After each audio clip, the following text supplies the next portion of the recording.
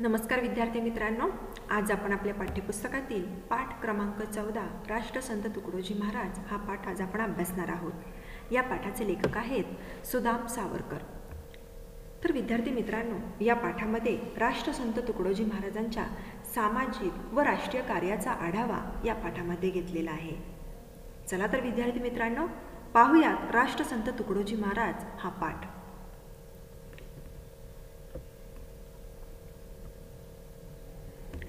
सुमारे 90 वर्षापूर्वीची ही गोष्ट। जयपूरकडचा एक राजा चंद्रपूर जवळच्या ताडोबा अरण्यात शिकारीसाठी आला होता। तेथील एका गुहेच्या तोंडाशी एक मुलगा ध्यान लावून बसला होता। राजा त्या मुलाला जंगलातील प्राण्यांविषयी विचारू लागला। तो चुणचुणीत मुलगा राजाला म्हणाला, हे सुखी जीव आनंदात जंगलात नांदत आहेत, तुम्ही त्यांना का हो ठार करता? तर विद्यार्थी मित्रांनो पहा, जयपूर हे एक राजस्थान राज्यातील एक शहर आहे आणि चंद्रपूर हे महाराष्ट्रातील एक जिल्हा आहे। तर जयपूरकडचा एक राजा होता, तो चंद्रपूर जवळचं जे ताडोबा अभयारण्य आहे तिथं तो आलेला होता। तेही शिकार करण्यासाठी आला होता। तेथील एका गुहेच्या तोंडाशी एक मुलगा ध्यान लावून बसला होता। ध्यान लावणे या वाक्प्रचाराचा अर्थ आहे डोळे मिटून एकाग्र होणे। तो मुलगा एकाग्र झाला होता, डोळे त्याने मिटलेले होते आणि त्या मुलाला हा राजा प्रश्न विचारत होता। जंगलातील प्राण्यांविषयी तो विचारू लागला। तो चुणचुणीत मुलगा राजाला म्हणाला, चुणचुणीत, खेळकर, हुशार असा मुलगा। तो राजाला म्हणाला, हे सुखी जीव म्हणजे जे प्राणी आहेत हे सुखी जीव आहेत, ते आनंदात आहेत आणि ते जंगलात राहतात, नांदत आहेत। या शब्दाचा अर्थ आहे चांगल्या प्रकारे राहत असणे। तर ते जंगलामध्ये चांगल्या प्रकारे राहत आहेत, तरीही तुम्ही त्यांना का ठार करता, का मारता? असा प्रश्न या छोट्याशा मुलानं या राजाला केलेला आहे। त्यावर राजा निरुत्तर झाला। निरुत्तर होणे म्हणजे उत्तर न सुचणे असा या वाक्प्रचाराचा अर्थ आहे। या राजाला कोणतंही उत्तर सुचलं नाही। तो विचार करू लागला। त्याला स्वतःची चूक कळू लागली। त्याने शपथ घेतली, यापुढे मी कोणत्याही प्राण्याची शिकार करणार नाही। आपण शिकार करतो याचा अभिमान बाळगणाऱ्या राजाला ज्या उमद्या मुलाने अहिंसेची शपथ घ्यायला लावली त्या मुलाचे नाव होते माणिक। उमद्या या शब्दाचा अर्थ आहे तरुण। जो मुलगा होता त्या मुलानं अहिंसेची शपथ ही त्या राजाला घ्यायला लावलेली आहे। त्या मुलाचं नाव काय होतं? माणिक। पुढे तो राष्ट्रसंत तुकडोजी महाराज या नावाने प्रसिद्धीस झाला। राष्ट्रसंत तुकडोजी महाराज। माणिकच्या वडिलांचे नाव बंडोजी इंगळे ठाकूर व त्याच्या आईचे नाव मंजुळा होते। तो लहान असताना त्याच्या आईने त्याला आपल्या आजोळी वरखेडला नेले होते। आजोळी म्हणजे आपल्या मामाचे घर। तर हा छोटासा माणिक त्याच्या आईनं तिच्या माहेरी म्हणजेच त्या मुलाच्या मामाच्या घरी वरखेडला नेले होते। वरखेड हे चंद्रपूर जिल्ह्यातील एक गाव आहे। मग वरखेडला त्याला नेले होते। त्याने त्याला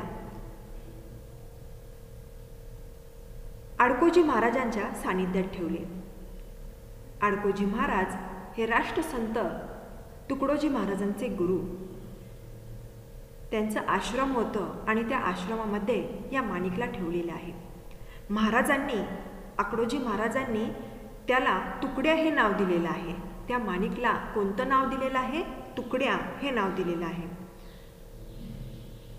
तुकडोजीने त्यांना आपलं गुरु मानलेलं आहे। हा छोटासा मुलगा माणिक, त्याला त्या महाराजांनी तुकडोजी नाव दिलेलं आहे आणि त्या तुकडोजीने त्या महाराजांना आपलं गुरु मानलेलं आहे। तुकडोजी 14 वर्षाचे असतानाच त्यांनी घर सोडले व ते रामटेकच्या जंगलात भटकू लागले। रामटेक म्हणजे चंद्रपूर जवळील एक जंगल, एक भाग। तर इथे हे तुकडोजी भटकू लागले। तिथे कंदमुळांवर गुजारण करत त्यांनी हठयोगाचा अभ्यास देखील केलेला आहे. गुजारण करणे म्हणजेच पोट भरणे. या वाक्प्रचाराचा अर्थ काय आहे? पोट भरणे. आणि हठयोग म्हणजे योगाचा एक प्रकार, त्याला काय म्हणायचं? हठयोग. तर योगातला एक तो प्रकार आहे हठयोग. याचा त्यांनी तिथं अभ्यास केलेला आहे. त्यानंतर चंद्रपूर जिल्ह्यातील आदिवासींचे पाडे व भटक्यांची पाले धुंडाळत ते फिरले व तेथील गरीब माणसांमध्ये रमले देखील. आता विद्यार्थी मित्रांनो, आदिवासी पाडे हा शब्द आपण आपल्या मागील पाठामध्ये पाहिलेला होता. कविता राऊत, सावरपाडा एक्सप्रेस कविता राऊत या पाठामध्ये आदिवासी पाडा हा शब्द आपण पाहिलेला होता. जंगलामध्ये राहणारी माणसे, पाडे म्हणजे वस्त्या. जी माणसे आहेत त्यांना आपण आदिवासी म्हणतो आणि पाडे म्हणजे त्यांच्या वस्त्या, म्हणजेच आदिवासींच्या वस्त्या. भटक्यांची पाले. भटक्यांची पाले म्हणजे काय? की एका ठिकाणाहून दुसऱ्या ठिकाणी राहणे, अशी ही त्यांची घरं, सातत्यानं एका ठिकाणी न राहणं. तर मग ते धुंडाळत ते फिरू लागले, त्यांच्या घरी जाऊ लागले आणि ते रमले देखील. त्या गरीब माणसांमध्ये हे तुकडोजी महाराज रमले देखील. मग तिथे खेळ शर्यतींमध्ये पोहणे, धावणे, घोड्यावर बैलांवर नियंत्रण साधणे. नियंत्रण, हुकूमत, ताबा असा या शब्दाचा अर्थ आहे. गाणे रचणे, वाद्य वाजवणे, मोठ्या ढोलाच्या तालावर नाचणे अशी विविध कौशल्य त्यांनी आत्मसात केली. कौशल्य या शब्दाचा अर्थ आहे कसब. त्यांनी ह्या सगळ्या गोष्टींवरती स्वतःचा कसब मिळवलेला आहे. ही कौशल्य त्यांनी आत्मसात केलेली आहेत. तसेच त्यांनी या भागामध्ये आणखी काही नवीन शिकलेले आहेत. पहा बरं काय ते, तर हिंदी, उर्दू व मराठीतील त्यांनी स्वतःचीच कवने ते खंजिरीच्या तालावर बेभान होऊन गात असत. कवणे या शब्दाचा अर्थ आहे गाणे. त्यांनी स्वरचित स्वतःची गाणी तयार केली. आणि खंजीर म्हणजे एक वाद्याचा प्रकार. तर असं हे खंजीर या वाद्यावरती, त्याच्या तालावरती ते नाचत असत, बेभान होऊन ते गाणं गात असत. जे ऐकायला बसलेले आहेत, ऐकणारे देखील तल्लीन होऊन जात असत. तल्लीन होणे म्हणजे गुंग होणे, मग्न होणे असा या वाक्प्रचाराचा अर्थ आहे. तासन तास ते तिथं डोलत असत. त्यांच्या या आगळ्या गुणसंपदेमुळे लोक त्यांना देवबाबा म्हणू लागले. आगळ्या म्हणजे वेगळ्या आणि गुणसंपदा या शब्दाचा अर्थ आहे गुणांची संपत्ती. असे वेगवेगळे गुण त्यांच्याकडे होते. त्यामुळे तेथील जे गरीब लोक होते, आदिवासी लोक होते, ते त्यांना देवबाबा म्हणून ओळखायला लागले, म्हणू लागले.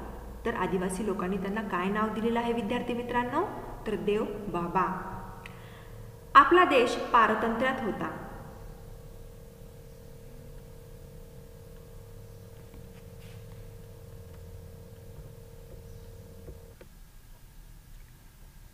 आपला देश पारतंत्र्यात होता. त्यावेळच्या भारतीय स्वातंत्र्य चळवळीत 1930 सालचा जंगल सत्याग्रह प्रसिद्ध होता. आता विद्यार्थी मित्रांनो, आपल्या देशावरती इंग्रजांनी राज्य केले. तर यामध्ये थोर पुरुषांचं कार्य तर आहेच, पण याच्यामध्ये संतांचं देखील कार्य तितकंच महत्त्वाचं आहे. तर हा जो परिच्छेद आहे तो त्याच्यावरती आहे. भारतीय स्वतंत्र चळवळी 1930 सालचा जो जंगल सत्याग्रह प्रसिद्ध होता. जंगल सत्याग्रह म्हणजे 1930 साली झालेली जंगल वाचवा मोहीम होती. जंगल वाचवा ही मोहीम होती आणि या मोहिमेवरती हा सत्याग्रह प्रसिद्ध झालेला होता. त्यावेळी या देवबाबांनी म्हणजे या तुकडोजी महाराजांनी सत्याग्रह तरुणांच्या शिबिरांमध्ये जाऊन खंजिरी भजनाद्वारे त्यांच्या मनामध्ये स्वराज्य मिळवण्याची प्रेरणा जागवलेली आहे. प्रत्येकाच्या मनामध्ये आपल्या भजनातून, कीर्तनातून, आपल्या काव्यातून त्यांनी काय केलेलं आहे? आपल्या भजनाद्वारे त्यांच्या मनामध्ये आपल्या देशाबद्दलचं प्रेम हे जागृत केलेलं आहे, प्रेरणा जागवलेली आहे.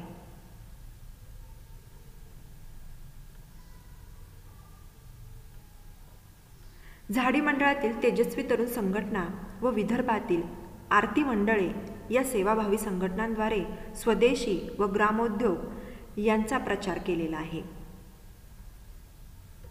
आता विद्यार्थी मित्रांनो, झाडी मंडळी म्हणजेच कोकण विभाग, या कोकण विभागातील जी माणसं आहेत तर त्यांनी तेजस्वी तरुण संघटना, तसेच विदर्भातील आरती मंडळे, विदर्भ म्हणजे महाराष्ट्र उत्तर पूर्वेकडील एक विभाग म्हणजे आपण तिथं विदर्भ असं म्हणतो, तर तो विदर्भ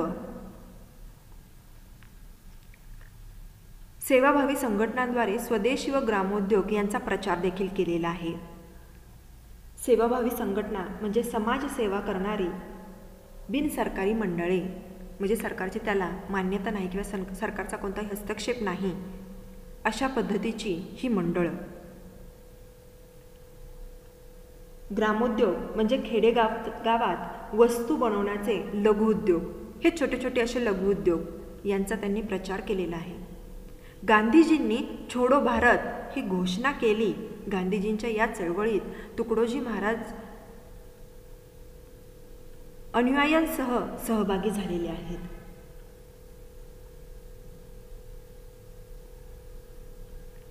त्यांना तुरुंगवासही भोगावा लागला. ही घोषणा केल्यानंतर आपल्या देशाला स्वातंत्र्य मिळवण्यासाठी त्यांनी प्रयत्न केले आणि त्याच्यामध्ये त्यांना तुरुंगवास देखील भोगावा लागलेला आहे. सन 1947च्या स्वराज्य प्राप्तीनंतर 1947 या साली आपल्या देशाला स्वातंत्र्य मिळालेलं आहे. भारतीय प्रजासत्ताक विविध संस्थाने विलीन करण्याचे कार्य सर्वात महत्त्वाचे होते. भारतीय प्रजासत्ताक म्हणजे सार्वभौम भारताचे स्वतंत्र गणराज्य. तर हे स्वतंत्र गणराज्य त्यांना तयार करायचं होतं, तर ते कार्य सर्वात महत्त्वाचं होतं. स्वतंत्र भारत उभारण्याच्या या कार्यात तुकडोजी श्री गुरुदेव सेवा मंडळाचे हैदराबाद स्टेट व कोल्हापूर संस्थान विलीन करण्यात सहभाग घेतलेला होता. आता हैदराबाद स्टेट म्हणजे काय, तर हैदराबादचे संस्थान, तिथल्या ज्या काही सगळ्या संस्था होत्या ते त्याच्यामध्ये केलेल्या आहेत. तसेच कोल्हापूर संस्थान म्हणजे दक्षिण महाराष्ट्रातील पूर्वेचे संस्थान, ते सर्व तिथं काय करण्यात आलं होतं, विलीन करण्यात आलेलं होतं. तर याच्यामध्ये देखील यांचा सहभाग होता. श्री गुरुदेव सेवा मंडळ वेगवेगळ्या गावी सप्ताह, गुरुदेव सेवा मंडळ संत तुकडोजी महाराजांची स्थापना केलेली सेवाभावी संस्था, त्याचं काय नाव आहे, श्री गुरुदेव सेवा मंडळ, ही त्यांची स्वतःची संस्था आहे. सप्ताह चातुर्मास कार्यक्रम आयोजित करत असत. आता चातुर्मास म्हणजे काय, तर 4 महिन्यांचा कार्यक्रम, त्याला काय म्हटलं जातं, चातुर्मास. तर हा जो 4 महिन्यांचा कार्यक्रम आहे तो देखील त्यांनी आयोजित केला होता. त्याद्वारे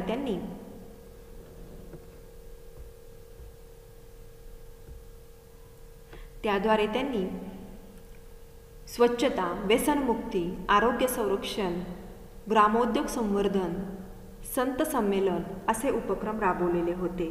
आता हा जो 4 महिन्यांचा कालावधी आहे तर याच्यामध्ये त्यांनी काही कार्यक्रमांचं आयोजन केलं होतं. त्याच्यामध्ये त्यांनी गावाची स्वच्छता असेल, व्यसनमुक्ती असेल, त्यानंतर आरोग्य संरक्षण म्हणजेच रोगमुक्त करण्याचा उपक्रम, त्याला काय म्हटलं जातं, आरोग्य संरक्षण, ग्रामोद्योग संवर्धन म्हणजे खेडेगावातील लहान उद्योगात वाढ व्हावी म्हणून केलेला उपक्रम, त्याला काय म्हणायचं, ग्रामोद्योग संवर्धन, संत संमेलन, संत विचारांच्या प्रसारासाठी केलेला उपक्रम म्हणजेच काय, संत संमेलन, असे उपक्रम त्यांनी राबवलेले होते. महाराजांनी सामुदायिक सहभोजनात सर्वांना सहभागी करून, बघा महाराजांनी काय केलेलं आहे, सामुदायिक सहभोजन, सर्व धर्माच्या लोकांनी एकत्रित जेवणाचा उपक्रम म्हणजे कोणता, सामुदायिक सहभोजन याच्यामध्ये त्यांनी सहभाग करून सर्वांना सहभागी करून धर्म, जात, पंथ यातील विषमता कमी करण्याचा प्रयत्न केलेला आहे. विषमता या शब्दाचा अर्थ आहे भेद, फरक. जे जाती, धर्म, पंथ याच्यामध्ये जो भेद होता, फरक होता, तो कमी करण्याचं काम या महाराजांनी केलेलं आहे. कोणत्या उपक्रमातून? तर सामुदायिक सहभोजन या उपक्रमातून त्यांनी ही विषमता कमी केलेली आहे. पंढरपूरच्या विठ्ठल मंदिरात सर्वांना प्रवेश मिळावा म्हणून साने गुरुजींनी उपोषण केले होते. जे थोर लेखक साने गुरुजी तर यांनी पंढरपूरच्या मंदिरात सर्वांना प्रवेश मिळावा यासाठी उपोषण केलेले होते. तर हे उपोषण राष्ट्रसंत तुकडोजी महाराजांनी अनेक लोकांच्या सह्या मिळवून त्या उपोषणाला समर्थन मिळवून दिलेले होते. समर्थन म्हणजे पाठिंबा. हा पाठिंबा राष्ट्रसंत तुकडोजी महाराजांचा खूप मोठा होता. जे समाजसेवक मराठीतील एक प्रसिद्ध लेखक साने गुरुजी यांना संत तुकडोजी महाराजांनी पाठिंबा दिलेला आहे. राष्ट्रसंत तुकडोजी महाराजांनी अनेक लोकांच्या सह्या घेतलेल्या आहेत आणि सह्या घेऊन या उपोषणाला त्यांनी काय केलेलं आहे? पाठिंबा दिलेला आहे. आचार्य विनोबा भावे.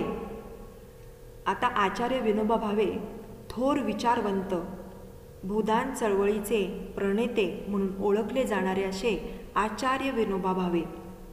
तर हे जे विनोबा भावे आहेत यांनी भूदान चळवळ सुरू केली. भूदान चळवळ म्हणजे लागवडीखाली नसलेले जमीन मिळवून त्या भूमिहीनांना देण्याची चळवळ. लागवडीखाली नसलेली जी जमीन आहे, पडीक जमीन आहे, त्या जमिनीला ज्यांना जमीन नाही अशांना जमीन देण्यासाठीची ही जी चळवळ होती भूदान चळवळ, तर ही चळवळ आचार्य विनोबा भावेंनी केलेली आहे. महाराजांनी त्या चळवळीत भाग घेतला होता. तुकडोजी महाराजांनी या चळवळीमध्ये भाग घेतला आणि भूदानासाठी जमीन मिळवून दिलेली आहे. त्यांचे हे महान कार्य पाहून भारताचे पहिले राष्ट्रपती डॉक्टर राजेंद्र प्रसाद यांनी संत तुकडोजी महाराजांना राष्ट्रपती भवनात आमंत्रित केलेले आहे. डॉक्टर राजेंद्र प्रसाद म्हणजे स्वतंत्र भारताचे पहिले राष्ट्रपती. कोण होते? तर डॉक्टर राजेंद्र प्रसाद. ही सर्व कामगिरी पाहून यांनी संत तुकडोजी महाराजांना राष्ट्रपती भवनामध्ये काय केलेलं आहे? बोलवलेलं आहे. आता राष्ट्रपती भवन म्हणजे काय? तर भारताच्या राष्ट्रपतीचे निवासस्थान. जे भारताचे आपले राष्ट्रपती आहेत त्यांचं निवासस्थान, त्याला काय म्हणायचं? राष्ट्रपती भवन. इथं त्यांना बोलवलं, आमंत्रित केलं आणि मग त्यांना राष्ट्रसंत या पदवीने त्यांचा काय केलेला आहे? गौरव केलेला आहे. राष्ट्रसंत म्हणजे तुकडोजी महाराजांना बहाल केलेली ही पदवी म्हणजे काय? राष्ट्रसंत. म्हणून त्यांना आपण राष्ट्रसंत तुकडोजी महाराज असे म्हणतो. ही पदवी डॉक्टर राजेंद्र प्रसाद यांनी संत तुकडोजी महाराजांना दिलेली आहे. राष्ट्रसंत या पदवीने त्यांचा गौरव करण्यात आला. गौरव करणे या वाक्प्रचाराचा अर्थ आहे सन्मान करणे. तर सन्मान केलेला आहे. पुढे जपानमध्ये विश्व शांती परिषद त्यांनी काय केलेली आहे? व जागतिक धर्म परिषद. तर विश्व शांती म्हणजे काय? तर जागतिक शांती राखण्यासाठी निर्माण झालेली आंतरराष्ट्रीय संघटना म्हणजे विश्व शांती परिषद. जागतिक शांती राखण्यासाठी जी निर्माण झालेली आंतरराष्ट्रीय संघटना जी आहे त्याला म्हटलं जातं विश्व शांती परिषद.